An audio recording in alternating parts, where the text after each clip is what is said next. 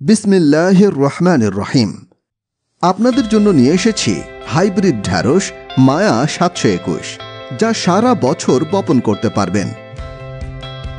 এই জাতটি ELCV এবং YVMV virus রোগ প্রতিরোধী। এই জাতটিতে হলুদ স্বচ্ছ শিরা রোগ বা হলুদ মোজাইক রোগ দেখা যায় না।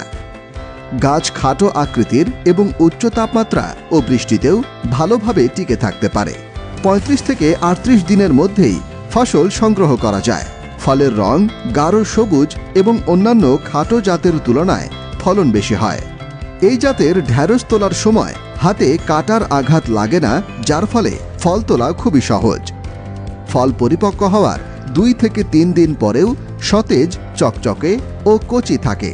হাইব্রিড ঢ্যাঁড়স মায়া 721 আপনার ক্ষেতের জন্য সেরা পছন্দ। আজই সবথেকে ভালো বীজের জন্য আমাদের সাথে যোগাযোগ করুন। মোবাইল 01711 991767।